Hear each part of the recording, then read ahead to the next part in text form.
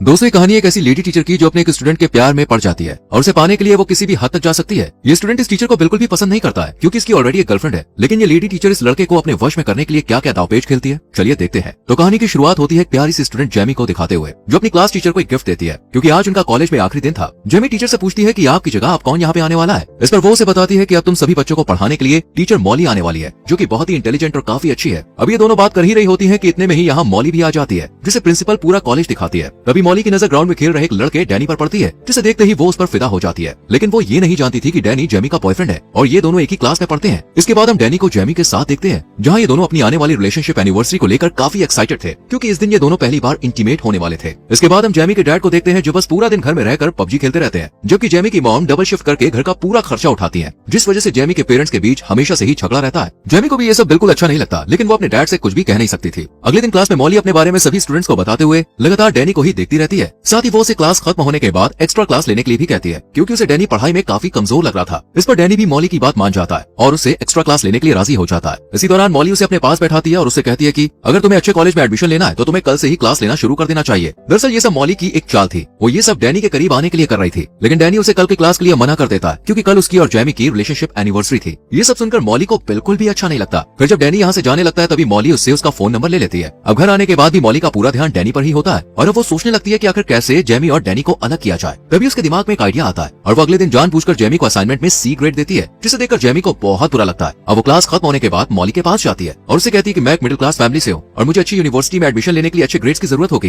ताकि मुझे अच्छी स्कॉलरशिप मिल सके। इस पर मॉली उसे कहती है कि अगर तुम्हें अच्छे ग्रेड्स चाहिए तो कल दोबारा इस असाइनमेंट को रेडी करके लेके आना, जिससे मैं तुम्हें अच्छे ग्रेड दे सकूं। ये सुनकर जेमी मॉली को अपनी एनिवर्सरी के बारे में बताती है, जो कि आज ही थी। तभी मॉली उससे पूछती है कि तुम्हारे लिए इन दोनों में से क्या जरूरी है, एनिवर्सरी मनाना या अच्छे ग्रेड हासिल करना। इस पर जेमी कोई जवाब नहीं देती और यहाँ से चली जाती है। इसके बाद वो डैनी से मिलती है और उसे सारी बात बताती है। साथ ही आज रात के लिए उससे माफी भी मांगती है क्योंकि उसे अच्छे ग्रेड लाने के लिए आज इस असाइनमेंट को पूरा करना था, लेकिन डैनी आज की रात उसके नजदीक आना चाहता था, इसलिए वो गुस्से में यहाँ से चला जाता है। थोड़ी देर बाद मॉली डैनी के पास आती है और उसे अपने साथ डिनर करने के लिए कहती है, जिसके लिए वो मान जाता है और दोनों एक रेस्टोरेंट में पहुंच जाते हैं, जहाँ मॉली डैनी से उसकी लव लाइफ के बारे में पूछती है। तब वो थोड़ा हिचकिचाते हुए उसे बताता है कि अभी तक जेमी और उसके बीच कुछ भी नहीं हुआ है क्योंकि जेमी अभी इन सब चीजों के लिए रेडी नहीं है। ये सुनकर मॉली समझ जाती है कि डैनी को आखिर क्या चाहिए, इसलिए वो उसके करीब आने की कोशिश करती है, लेकिन डैनी उस पर ज्यादा ध्यान नहीं देता है और अपने घर चला जाता है। अगले दिन जेमी डैनी से मिलती है तो वो उससे कल रात के बारे में पूछती है कि आखिर कल रात को वो कहाँ था। इस पर डैनी उससे झूठ बोलते हुए कहता है कि मैं अपने दोस्तों के साथ था। जेमी को ये सुनकर बहुत बुरा लगता है क्योंकि डैनी के दोस्तों ने उसे पहले ही बता दिया था कि वो कल रात उनके साथ नहीं था। इसके बाद हम दोनों को एक पार्टी में देखते हैं, जहाँ जेमी की खूबसूरती देख डैनी अपने आप को कंट्रोल नहीं कर पाता और उसे एक रूम में ले जाता है, जहाँ वो उसके करीब आने की कोशिश करता है, पर जेमी उसे बीच में ही रोक देती है, जिस वजह से डैनी का पूरा मूड खराब हो जाता है और वो यहाँ से चला जाता है। वहीं दूसरी तरफ मॉली अपनी कार को खुद ही खराब करके उसे ठीक करने के लिए डैनी को बुलाती है। डैनी यहाँ आकर उसकी कार को ठीक कर देता है, लेकिन कार को ठीक करने की वजह से उसके हाथ खराब हो जाते हैं। ये देखकर मॉली उसे अपने घर ले जाती है और एक टॉवल से खुद उसके हाथ साफ करती है, साथ ही उसके करीब आने की कोशिश करती है। डैनी भी इस बार अपने आप को कंट्रोल नहीं कर पाता क्योंकि अब सारी हदें पार हो चुकी थी और अब दोनों अच्छे से इंटीमेट हो जाते हैं। अगले दिन जब जेमी कॉलेज में जाती है तो मॉली उसे एक बार फिर से असाइनमेंट में सी ग्रेड देती है, जिसे देखकर जेमी को समझ नहीं आता कि आखिर वो उसके साथ ऐसा क्यों कर रही है, जबकि उसने तो इस बार बहुत ही अच्छा असाइनमेंट रेडी किया था। इसी दौरान जेमी की नजर एक खाली क्लासरूम में पड़ती है, जहाँ मॉली और डैनी अकेले बैठे हुए थे। ये देखने के बाद जेमी को अब डैनी पर शक होने लगता है, इसलिए वो क्लास खत्म होने के बाद उसका पीछा करती है और देखती है कि डैनी मॉली के घर जा रहा है। और जैसे ही वो घर के अंदर चला जाता है, जेमी खिड़की की मदद से अंदर झांकने की कोशिश करती है, जहाँ उसे मॉली और डैनी एक दूसरे को किस करते हुए दिखाई देते हैं। अब जेमी समझ चुकी थी कि डैनी उसे धोखा दे रहा है, इसलिए वो रोते हुए वहाँ से चली जाती है, लेकिन उसे जाते हुए डैनी देख लेता है और उसके पीछे जाने लगता है। हालांकि मॉली उसे रोकने की कोशिश करती है, लेकिन वो नहीं रुकता और जेमी के पास पहुंचकर उसे माफी मांगने लगता है। साथ ही अगली बार ऐसा कुछ न करने का वादा भी करता है। ये सुनकर जेमी भी उसे माफ कर देती है, जिसके बाद रात में डैनी के पास मॉली का मैसेज आता है, लेकिन वो उसका रिप्लाई नहीं करता और अगले दिन कॉलेज में भी उसे पूरी तरह से इग्नोर करता है। खुद को इग्नोर होता देख मॉली अब काफी परेशान हो जाती है और वो समझ जाती है कि जरूर जेमी को इन दोनों के बारे में पता चल गया है, इसलिए वो अच्छा बनने के लिए जेमी को आज ए ग्रेड देती है। इस पर जेमी उसे कहती है कि तुम ये मत समझना कि ए ग्रेड मिलने की वजह से मैं तुम्हें माफ कर दूंगी। इतना कहकर वो अपना असाइनमेंट डस्टबिन में फेंक कर यहाँ से चली जाती है। इसी दौरान डैनी जेमी के पास आता है और उससे कहता है कि मॉली उसे काफी परेशान कर रही है, इसलिए वो आज रात उससे मिलने के लिए जाएगा और उसके साथ अपने रिश्ते को खत्म कर देगा। इसके बाद वो मॉली को मैसेज करके एक लोकेशन पर बुलाता है। मॉली को लगता है कि शायद वो अभी उससे प्यार करता है, इसलिए वो जल्दी से तैयार होकर उस लोकेशन पर पहुंच जाती है और काफी खुश भी होती है। लेकिन उसकी ये खुशी उस वक्त उदासी में बदल जाती है जब डैनी उससे कहता है कि वो सिर्फ जेमी से प्यार करता है और अब उसके साथ कोई रिश्ता नहीं रखना चाहता। ये सुनकर मॉली बहुत ज्यादा अपसेट हो जाती है और डैनी को मनाने की कोशिश करती है, लेकिन वो उसकी एक भी बात नहीं सुनता और यहाँ से जाने लगता है। ये देखकर मॉली को भी बहुत ज्यादा गुस्सा आता है और उसी गुस्से में वो अपनी कार को स्टार्ट कर डैनी को कुचल कर मार देती है। वहीं उसका खून एक कपड़े में भरकर जेमी के कार के बम्पर पर लगा देती है। साथ ही अपना फोन भी जेमी की कार में ही रख देती है ताकि सभी को लगे कि डैनी की मौत के पीछे जेमी का ही हाथ है और उसी ने उसे मारा है। इसके बाद वो मूवी देखने के लिए थिएटर में चली जाती है और मूवी के टिकट को अपने पास संभाल कर रख लेती है, जिससे वो पुलिस को ये दिखा सके कि जिस वक्त डैनी का एक्सीडेंट हुआ था उस वक्त वो थिएटर में मूवी एंजॉय कर रही थी। फिर हम मॉली को ऑनलाइन एक एक मैकेनिक को ढूंढते हुए देखते हैं जिसे वो काफी सारे पैसे देकर अपनी कार को ठीक करने के लिए कहती है, साथ ही इस बारे में किसी को भी ना बताने के लिए कहती है। वहीं दूसरी तरफ पुलिस को जब डैनी की डेड बॉडी के बारे में खबर मिलती है तो पुलिस फौरन लोकेशन पर पहुंच जाती है और इस बात का पता लगाने की कोशिश करती है कि आखिर डैनी की इस हालत का जिम्मेदार कौन है। इधर जेमी को भी अब उसकी एक दोस्त डैनी की मौत के बारे में बता देती है, जिसे सुनते ही वो भागकर पुलिस स्टेशन पहुंच जाती है और पुलिस को बताती है कि उसे अपनी क्लास टीचर पर शक है, क्योंकि कुछ दिनों से मॉली और डैनी का अफेयर चल रहा था और कल रात वो मॉली से मिलकर सब कुछ खत्म करने वाला था। इसके बाद पुलिस देर न करते हुए मॉली के घर पूछताछ के लिए पहुंच जाती है, जहां वो उन्हें झूठ बोलते हुए कहती है कि हमारे बीच ऐसा कभी कुछ हुआ ही नहीं था। डैनी को मैं सिर्फ एक अच्छा स्टूडेंट समझती थी। साथ ही वो पुलिस को मूवी की टिकट भी दिखाती है और अपने चोरी हुए फोन के बारे में भी बताती है, जो कि असल में उसने खुद ही जेमी की कार में रखा था। मॉली की बात सुनने के बाद और टिकट देखने के बाद पुलिस को भी लगने लगता है कि शायद वो सब सच बोल रही है। इसके बाद पुलिस शक के आधार पर जेमी के घर तलाशी लेने के लिए जाती है और जब उसकी कार को चेक करती है तब उन्हें कार के बम्पर पर डैनी का खून लगा हुआ मिलता है। साथ ही उन्हें जेमी की कार से मॉली का फोन भी मिल जाता है, जिसमें डैनी से मिलने का मैसेज भी आया हुआ था। इन सभी सबूतों को देखते हुए पुलिस जेमी को अरेस्ट कर लेती है, लेकिन जेमी के पेरेंट्स उसे बेल पर रिलीज करवा लेते हैं। जेमी अपनी मॉम को बताती है कि उसे लगता है कि डैनी का खून किसी और ने नहीं बल्कि मॉली ने ही किया है। अब जेमी की मॉम मॉली के खिलाफ सबूत इकट्ठा करने की कोशिश करने लगती है ताकि वो जेमी के ऊपर से डैनी के खून का इल्जाम हटा सके। इसके लिए वो सबसे पहले कॉलेज जाती है और चुपचाप मॉली के बैग से उसकी कार की चाबी निकाल लेती है और फिर उसकी कार को चेक करती है और तभी उसे उस मैकेनिक के बारे में पता चलता है। वो मैकेनिक के पास जाकर उसे मॉली के बारे में पूछताछ करती है, लेकिन वो उन्हें झूठ बोलते हुए कहता है कि मेरे पास ना तो इस नाम की कोई लेडी आई और ना ही कोई कार आई। ये सुनकर जेमी की मॉम काफी परेशान हो जाती है और वो उदास होकर यहाँ से जाने लगती है कि तभी उनके पास मैकेनिक की एक एम्प्लॉय आती है और सारा सच बता देती है कि किस तरह मॉली ने काफी सारे पैसे देकर अपनी कार को ठीक कराया है। जेमी की मॉम जब उसे पुलिस के सामने यही सच बताने के लिए कहती है तो वो इसके लिए मना कर देती है, क्योंकि मैकेनिक उसे जॉब से निकाल देता और ये जॉब उसके लिए बहुत जरूरी थी। इसके बाद जेमी की मॉम घर आकर अपने हस्बैंड से इस बात को शेयर करती है और जेमी भी चुपचाप उनकी बातें सुन लेती है और वो अपनी मॉम से मॉली के घर जाने के लिए कहती है, पर वो उसे मना कर देती है क्योंकि उसके पैर में ट्रैकर लगा हुआ था जो कि पुलिस ने लगाया था, जिससे जेमी कहीं भाग न सके।